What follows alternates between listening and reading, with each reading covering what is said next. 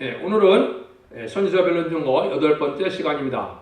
오늘은 다니엘서 1장 2장을 통하여 하나님께서 세우시는 한 나라에 대해서 변론해 보도록 하겠습니다. 우선 다니엘은 뜻 자체가 하나님은 재판장이시다 이런 뜻이죠. 그런데 다니엘서를 통해서는 우리에게 뭘 알려주시고자 하시느냐, 천지의 대주 되시는 하나님께서 한 나라를 세우기를 예정하신 가운데 인간 종말에 세상이 바벨론에 대여 심판의 대상자가 될 때에 하나님께서 시련 가운데 신앙절개를 지키는 사명들을 통하여 자기의 종을 택하고 하나님의 지혜와 총명을 주어서 심판의 비밀을 깨닫게 해서 심판의 의령을 가지고 이제는 역사할 때 천군전도를 동원하여 승리하게 하실 것을 보여주었습니다. 그래서 다니엘서에서는 하나님의 역사의 주관자이심을 보여줘서 절대적인 하나님의 주권자임을 우리가 알게 되는데요. 그래서 하나님께서는 역사의 주관자이기 때문에 인간의 생사복이나 나라의 흥망성쇠나 왕의 세움과 폐함이나 나라의 지경과 경계를 주관하시는 절대 주권의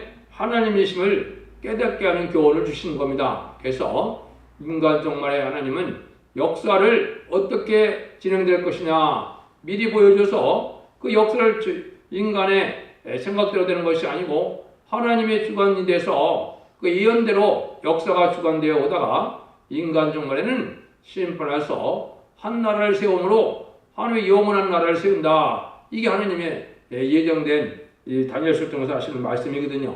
그래서 이것이 이제 우선적으로 한 구절을 먼저 보시면 다니엘서 2장 44절에 이 열왕의 때에 하늘의 하나님이 한 나라를 세우시리니 이것은 영원히 망하지도 않을 것이요 그 국권이 다른 백성으로 들어가지도 아니할 것이요 도리어 이 모든 나라를 쳐서 멸하고 영원히 살 것이라.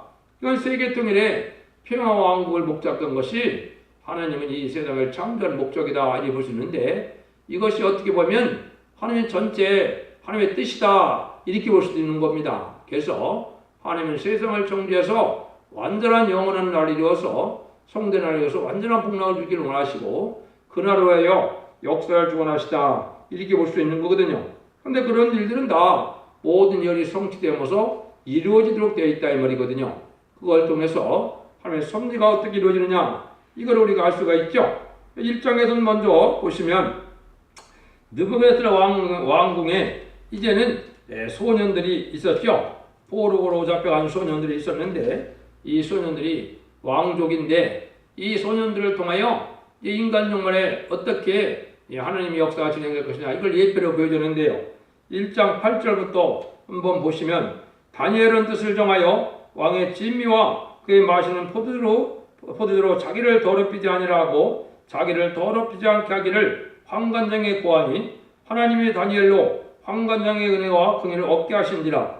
환관장이 다니엘에게 이르되 내가 내 조항을 두려워하노라. 그가 너희 먹을 것과 너희 마실 것을 지정하셨거늘 너희 얼굴이 처치하여 동무소년들만 못한 것을 끌어보시게 할 것이 무엇이냐. 그렇게 되면 너희 까닭에 내 머리가 왕 앞에서 의탁이 되리라 하니라. 환관장이 세워 다니엘과 하나냐와 미사엘과 아사들을 감독해간 자에게 다니엘이 말하되 청하오니 당신의 종들이 열흘 동안 시험하여 제 식을 주어 먹게 하고 물을 주어 마시게 한 후에 당신 앞에서 우리의 얼굴과 왕의 진미를 먹는 소년들의 얼굴을 비교하여 보아서 보이는 대로 종들에게 처분하소서 하며 그가 그들의 말을 쫓아 열흘을 시험하더니 열흘 후에 그들의 얼굴이 더욱 아름답고 살이 더욱 윤택하여 왕의 진미를 먹는 소년보다 나아 보인지라. 이러므로 감독한 자가 그들에게 분정된 진미와 마실 포도들을 제하고 채식을 주니라. 하나님이 이 소년에게 지식을 얻게 하시며 모든 학문과 재주에 명철하게 하시니 에는 다니엘은 또 모든 이상과 문제를 깨달아 알더라. 왕의 명한 바 그들을 불러들일 기한이 찼으므로 환관장이 그들을 데리고 느부갓네살 앞으로 들어갔더니 왕이 그들과 말하여 보매 무리 중에서 다니엘과 하나냐와 미사엘과 아스라 같은 자가 없으므로 그들로 왕 앞에 모시게 하고 왕이 그들에게 모든 일을 묻는 중에 그 지혜와 총명이 온 나라의 박수와 술객보다 십배나 나은 줄 아니라. 여기서 이러한 사적을 보여준 이유가 어떻게 의미가 있겠습니까? 이것은 말세 사명자들이 인간 종말에 이제는 이 세상을 이제 심판하고 새로 에덴 동굴을 회복시킬 때 이제는 왕국권의 사명자들은 어떤 것을 뜻했나요? 구별되는 음식을 먹음으로 이제는 영광 몸이 깨끗해져야 될 것을 우리에게 보여준 겁니다. 이 구별된 삶은 음식물까지도 이 속화된 거나 가증한 것을 먹지 말아야 될 것을 얘기하고, 그렇게 거룩하게 될 때 하늘의 지혜 증명을 받아서 제레미지를 영접할 신부단정이 이루어지고 영광 몸이 깨끗해지므로 삶을 감당할 만한 능력을 받은 종이 된다. 이걸 예표로 보여줬다 볼 수 있는 거거든요. 그래서 이런 것에 대한 관련 성교가 몇 군데 나와 있거든요. 이거는 율법 시대로 돌아가는 것이 아니고 인간 종말에 영육을 살리는 역사에 있어서는 다 정결케 돼야만 된다는 사실을 우리에게 알려주기 때문에 먹는 것까지도 우리가 구별되어 먹어야 될 것을 말씀하셨는데요. 첫 번째는 이사야 65장 4에서 4절 6절에 이 말씀이 있거든요. 그들이 무덤 사이에 앉으며 은밀한 처소에서 지내며 돼지고기를 먹으며 가증한 물건을 국물 그릇에 담으면서 사람에게 이르기를 너는 네 자리에서 오 내게 가까이 하지 말라 나는 너보다 거룩함이니라.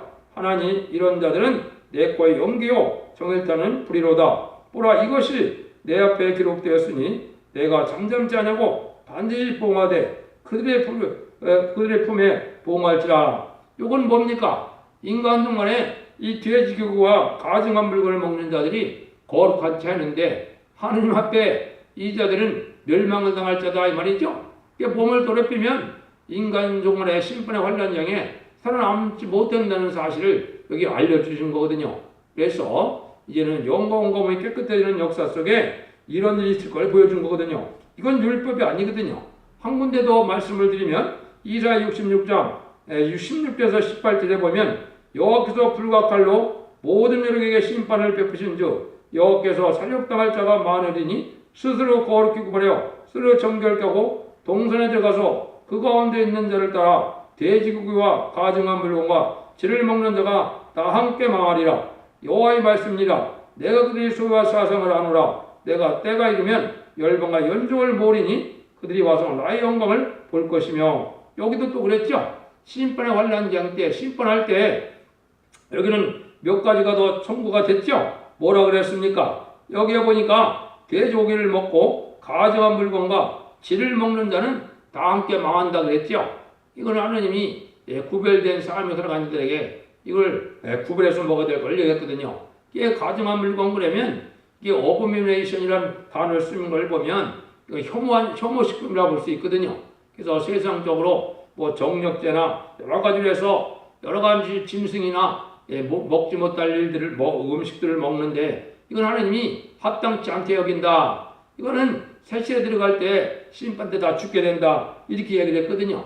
이것도 사도 바울도 사도행전에서도 이런 말씀을 좀 했죠. 사도행전 15장 29절에 보면 우상의 제물과 피와 목매어 죽인 것과 음행을 멀리할지라 예수로 삼가면 잘되리라. 평안함을 원하노라 하였더라. 인간 정원에 평안함을 얻으려면 이런 걸 다 조심해야 되는 거죠. 여기 보면 우상의 제물, 그 다음에 피, 그 다음에 목매어 죽인 것. 그 목매어 죽인 것은 지금 뭐가 되겠습니까? 개고기가 되겠죠. 그래서 여기 음행을 멀리하여 하나님의 평강을 느끼게 된다 이 말이죠. 지금까지는 영원 구원 시대이기 때문에 이게 회개 영이 깨끗하면 죽어서 영원히 천국 가는 거기 때문에 상관이 없었지만 인간 종말에는 영과 육이 다 구원을 받고 영과 육이 깨끗해야 성들해야만 새시대 갈 수 있는 이런 백성과 또 변화승천할 변화승천을 됐던 사실을 알려주는 거거든요. 이런 교훈으로 이런 사적을 여기 기록했다 이렇게 보시는 것이 맞거든요. 두 번째 이제 2장에서는 느부갓네살의 왕의 이제 꿈을 꾸게 하는데 이걸 다니엘이 꿈을 해석해 주는 역사가 있죠. 이걸 통해서 이제 하늘의 지혜와 총명을 받은 자들이 이제 누군가를 알게 되고 또 한 가지는 이 꿈을 통하여 앞으로의 인류 역사가 어떻게 진행될 것이냐, 인류 역사의 종말에는 어떤 일이 이루어질 것이냐 이걸 알려주는 거죠. 이게 참 놀라운 일이죠. 이거는 전지전능하시고 역사를 주관하신 하나님 외에는 이런 일을 할 수 있는 분이 없겠죠. 그걸 우리에게 알려주는 거거든요.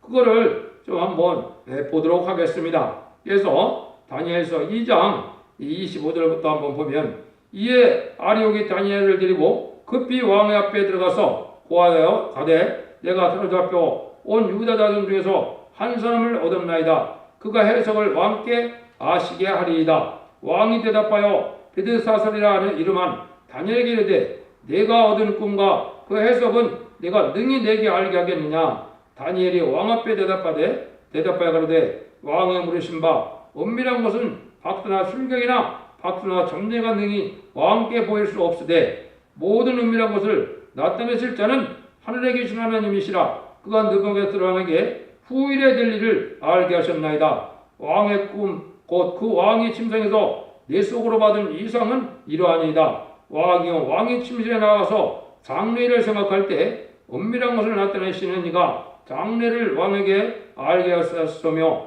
내가 이 은밀한 것을 나타내심은 내 지혜가 다른 인생보다 나은 것이 아니라 오직 그 해석을 왕에게 알려서 왕의 마음으로 생각하던 것을 왕으로 알게 하려 하심이니이다. 왕이여, 왕이 큰 한 신상을 보셨나이다. 그 신상이 왕 앞에 섰는데 크고 광채가 특심하여 그 모양이 심히 두려우니, 그 우상의 머리는 정금이요, 가슴과 팔들은 은이요, 배와 넓적다리는 룻이요, 그 종아리는 철이라. 그 발은 얼마는 철이요, 얼마는 진이기였나이다.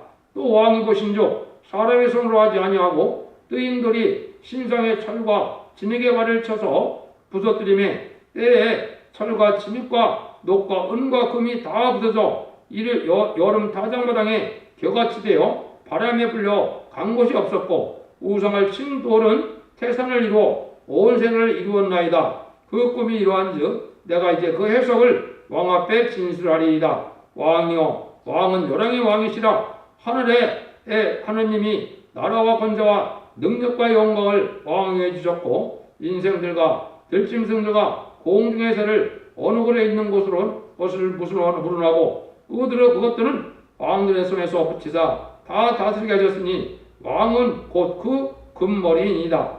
왕의 후에 왕만 못한 다른 나라가 일어날 것이요, 첫째는 녹 같은 나라가 일어나서 온 세계를 다스릴 것이며, 넷째 나라는 강이가 철같이 같으리니, 철은 모든 물을 부서뜨리고 이기는 것이라. 철이 모든 것을 부수는 것 같이 그 나라가 문나라를 부서뜨리고 빻을 것이며, 그 발가락이 얼마는 토기장에 진흙이요 얼마는 철인 것을 보셨은즉 그 나라가 나누일 것이며, 왕께서 철과 진흙이 섞인 것을 보셨은즉 그 나라가 철의 든든한 같이 있을 것이니, 그 발가락은 얼마는 철이요 얼마는 진흙인즉 그 나라는 얼마는 든든하고 얼마는 부서질 만한 것이며, 왕께서 철과 진흙이 섞인 것을 보셨은즉 그들이 다른 인종과 서로 섞일 것이나 피차에 합하지 아니함이 철과 진흙이 합하지 아니함과 같으리이다.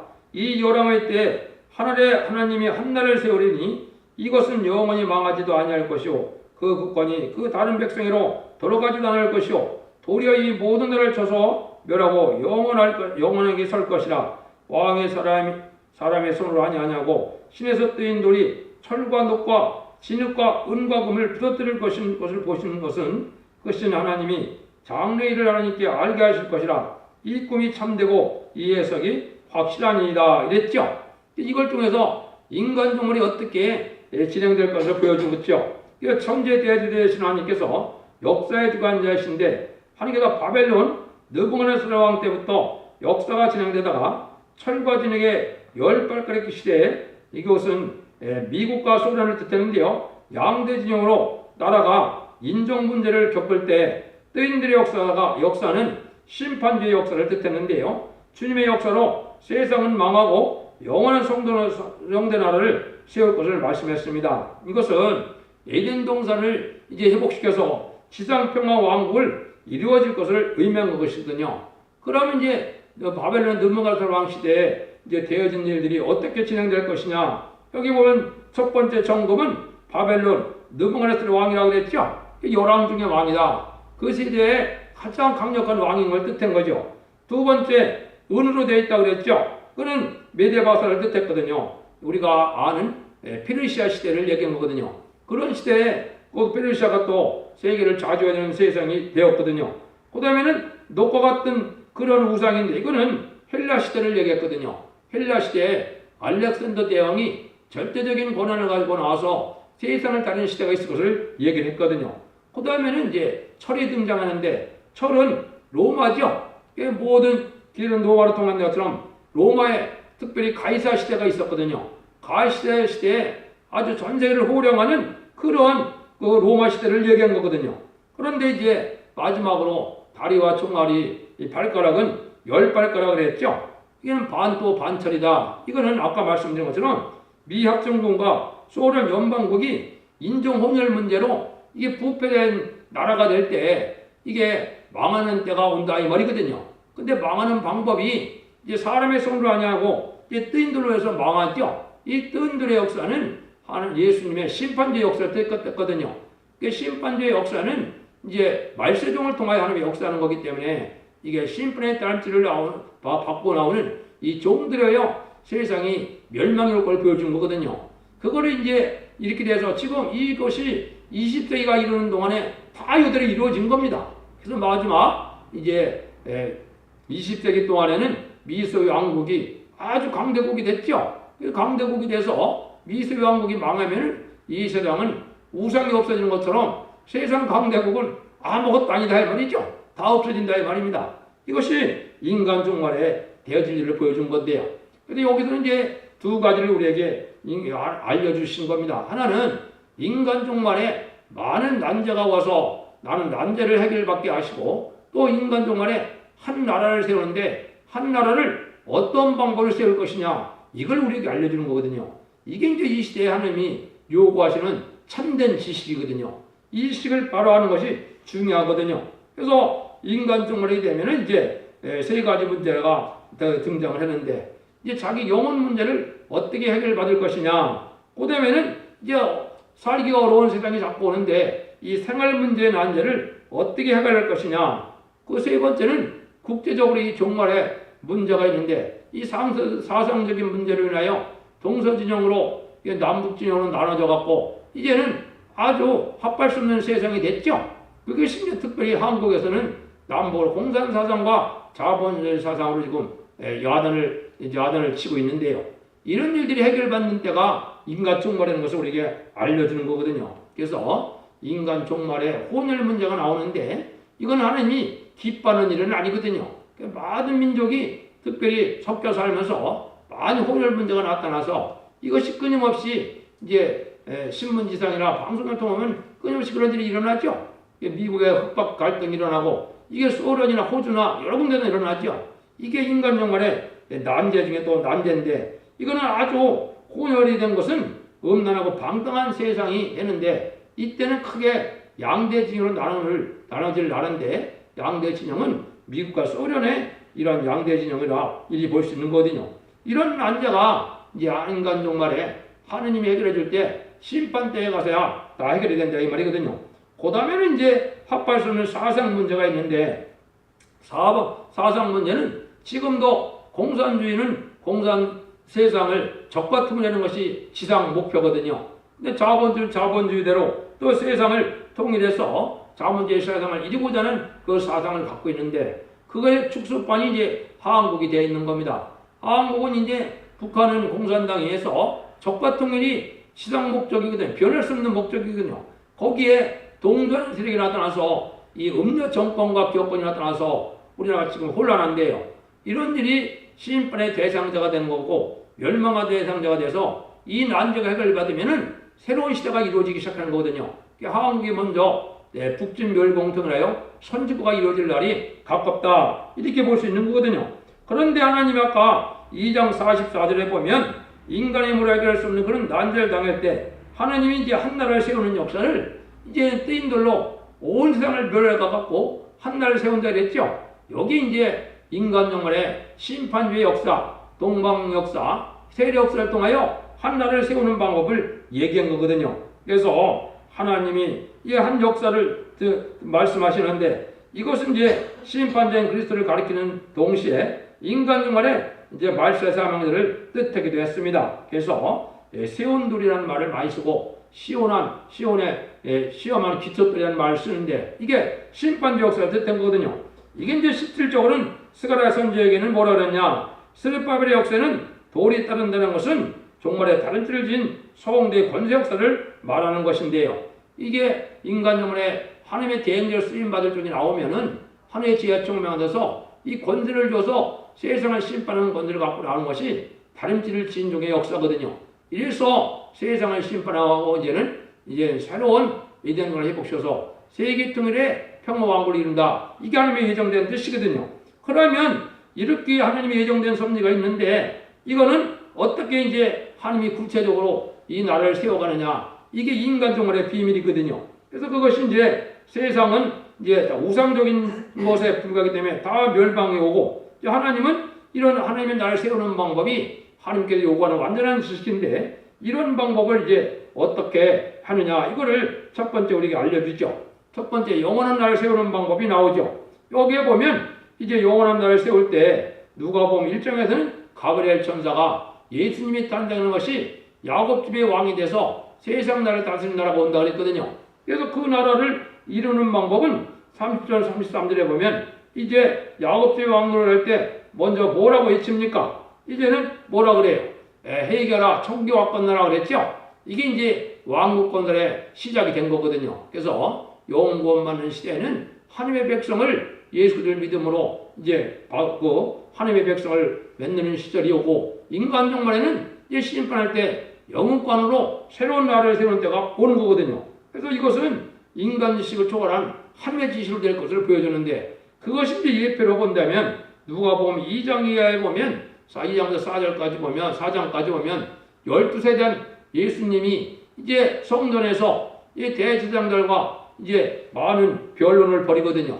근데 도저히 인간의 지식으로는 알 수 없는 일을 많이 얘기를 하시거든요. 예수님이 세상에서 배운 지식이 아니죠. 하늘에서 직접 가져온 하늘의 지식을 얘기하니까 세상 사람들이 참 놀랍다 그랬죠. 이건 인간이 배워서 되는 지식이 아니라는 걸 알려주는 겁니다. 그래서 하나님에 대한 지식은 인간의 머리로 인간이 깨달아서 되는 것이 아니고 하나님이 알려줘서 하나님이 깨닫게서 되어지는 지식을 우리가 알 수가 있는데요. 이것은 인간 정권을 아주 초월한 그런 권세를 얘기했거든요. 그래서 예수님이 나중에 뭐라 했어요? 이 세상 정치 지도자들에게 예수님이 뭐라 그럽니까? 예수님 나는 버릴 권세도 있고 나는 얻을 권세도 있으니까 내가 이제 십자가 빨고 내가 죽게 되는 것이지 너희들 권세하는 내가 굴복당하는 건 아니다는 얘기거든요. 하나님의 의를 이루기 위해서 그런 일이 이루어지는 역사라는 걸 우리에게 보여준 거죠. 그래서 하나님의 나라는 세상 정권에 속한 나라가 아니고 이게 영원한 나라는 예수님이 많은 영으로서 다스릴 나라인데 그거는 세상 모든 나라가 굴복할 수밖에 없는 나라가 이제 세워진다 이 말이죠. 이런 방법을 이제 우리에게 얘기를 한 것이죠. 그러면 이제 우리가 잘 알아야 될 것이 뭐냐? 이런 왕의 자격은 이제 시공간을 초월한 그런 왕이어야만 된다 이 말인데 이것은 무슨 뜻을 얘기하느냐? 지금 세상에 대통령이 되고 왕이 되더라도 어떻게 해요? 반대파도 많고 대모하는 사람들도 많고 또 저 정권이 위태롭기도 하고 또 모든 자연재해가 나타나서 나라가 아주 엉망이 돼서 근심 속에 가고 있죠. 이것은 진정한 나라가 아니라는 겁니다. 그래서 진정한 나라는 하나님이 모든 것을 다스릴 수 있는 이런 나라여야 되는데 이거를 가진 분은 예수님밖에 없거든요. 왜? 신성과 이게 인성을 가지고 있기 때문에 그렇거든요. 그런 나라를 이루는 방법은 예수님으로부터 한 나라를 세우는 방법을 얘기한 건데요. 이걸 이제 알려주는 것이 어디에 나와 있는 거냐 했을 때 이거는 예수님이 요한복음 20장에 보면 부활할 때 부활할 아침에 이제 막달라 마리아가 예수님을 뵈러 갔을 때 예수님인 줄 알지 못하였지만은 마리아야 그럴 때 예수님인 줄 알았거든요. 예수님을 만지려고 그러니까 예수님이 뭐라 그래요? 내가 아직 아버지를 뵈지 못했기 때문에 내가 아버지를 뵈어야 된다. 이래서 그 아침에 그래놓고 왔는데 그 예수님이 바로 저녁에 이제 마가의 다락방에 나타났거든요. 그래서 평강이 있을지 하면서 나타났거든요. 그러니까 아침에 하늘 아래 갔다 저녁에 다시 내려왔는데 이게 왜 예수님이 아버지를 먼저 보여야 된다는 얘기를 하신 겁니까? 하나님의 사명인 십자가의 중앙노동을 이제는 당하시고 부활하심으로 말미암아 아버지 앞에서 만왕의 왕의 자격을 받고 오는 거거든요. 이 만왕의 왕의 자격은 뭘 뜻하느냐? 세상 모든 천상천하가 다 굴복하는 걸 뜻했거든요. 자연재해나 모든 것이 다 굴복하는, 이것이 진정한 왕인데, 이런 왕이 되어야 될 것을 이게 사도 바울도 이걸 알았습니다. 사도 바울이 한마디 하셨는데, 사도 바울이 하신 말씀 중에 보면 빌립보 3장 21절에 이렇게 되어 있어요. 그가 마음을 자기에게 복종케 하실 수 있는 자의 역사로 우리의 낮은 몸을 자기 영광의 몸에 형체같이 변케 하시리라. 이 변화성도가 될 걸 얘기했거든요. 근데 이분은 만물을 복종시킬 수 있는 분이라고 그랬죠. 이거는 변화성도가 돼서 이제는 변화체가 되는 종들이 왕권을 받을 수 있다는 그걸 알려준 거거든요. 그래서 앞으로는 이제 천년왕국이나 무궁세계의 왕권을 가질 때는 이러한 절대적인 왕권은 세상 모든 자연계나 모든 인간을 다스리고 굴복시킬 수 있는 이러한 왕이 자기를 가지고 있는다 이 말이거든요. 근데 이 왕의 나라를 세우는 방법은 이제 세 가지를 제시하는 겁니다. 첫 번째는 이제 마태복음 4장 10절에 회개하라, 천국이 가까운 나라에서 회개시키는 역사가 있었고, 이게 이제 지금 2000년 동안 이루어진 겁니다. 천국 백성을 만들어내는 시절이 된 거죠. 그 다음에 이제 인간 종말에는 이제 그 계시록 20장 12절처럼 내가 이제 상을 가지고 온다 그랬거든요. 이거는 바로 뭐예요? 보상의 방법을 하나님이 쓰시는데, 이거는 예수님이 재림해주러 오시는 이유 자체는 사명을 감당한 자에게 왕권의 상급을 주러 오는 거다 이 말이거든요. 이게 변화성도에게는 왕국권의 사명인데, 다시 변론을 통하여 왕권을 하게 되면 그거에 상을 주기 때문에 예수님의 만왕의 왕으로 세상에 오실 때 세상의 각 나라를 다스리는 분봉왕이 되는 거거든요. 하나님이 이게 이제 나라를 세우는 방법이다 이 말입니다. 그런데 하나님이 이제 어떻게 해야 됩니까? 이 세상에 악한 자가 있으면은 좋은 나라가 될 수 없죠. 그러니까 하나님이 한 가지는 또 뭐예요? 완전한 보응을 한다 이 말이거든요. 그래서 다니엘서 이제 7장 21절 22절에도 신원하고 이제 영원한 나라를 세운다 그랬고, 성대 나라를 이룬다 그랬고, 또 이게 다니엘서 아까 24장 2장 44절 45절에도 뭐라 했습니까? 세상을 다 무너뜨리고 새로운 나라를 세운다 그랬죠. 이건 바로 하나님이 보응하겠다는 거거든요. 보수하겠다는 거거든요. 이건 뭐예요? 하나님의 원수가 되는 마귀의 세력을, 또 왕국들의 방해되는 세력들을 다 멸망시키고 난 다음에 한 나라에서 완전 평화의 나라를 이루겠다 이 말이거든요. 한마디로 마귀의 세력을 다 멸망시켜서 마귀가 없는 나라를 이루는 것이 이게 하나님의 인간용을 세우는 나라의 특징이거든요. 이것이 이제 천년평화왕국이 돼서 예수님이 내 나라는 지금 세상에 속한 나라가 아니기 때문에 하나님이 이거 예수님이 왕은 왕인데 내가 육적 이스라엘 왕은 아니라 그랬거든요. 이게 이제 천년평화왕국에 완전한 거룩한 나라가 세워질 때 만왕의 왕으로 오실 예수님을 알려준 거죠. 이런 일들이 인간용에 완전히 이루어지는 것이 이제 하나님의 뜻이다. 이거를 이제 다니엘서 1장 2장을 통해서 하나님의 뜻을 우리에게 알려주는 것이요. 이런 방법으로 하나님이 이제는 완전한 나라를 세워서 완전한 평화를 누리게 해서 하나님의 본래 천재 창조의 목적을 달성해서 원래 에덴 동산이 회복되는 그런 일이 온다 이 말이거든요. 하나님이 이게 인간 종말에 역사를 주관해서 하나님 하시고자 하는 뜻을 나타낸 것이다. 참으로 놀랍고 이치적이고 참으로 우리가 소망가는 일들이 되겠죠. 지금 이렇게 어려운 시국이 오는 것은 하나님이 모든 시국의 난제를 다 해결해서 이런 완전한 나라를 주기 위해서 그런 겁니다. 그래서 한국이 특별히 이렇게 혼란한 세상이 됐는데요. 이 혼란한 세상이 마귀의 세상이 된 거거든요. 음력 정권과 음력 교권이 날뛰는 세상에 대해서 이들이 멸망받아 심판받으면 새로운 선지국가 한국부터 이루어지는 놀라운 역사가 하나님이 진행되는 거거든요. 여러분들 이걸 잘 각성받고 이 진리에 순종함으로 새 시대의 복날을 이루는 복된 종들과 성도님들이 다 되기를 예수님으로 간절히 축원드립니다. 아멘.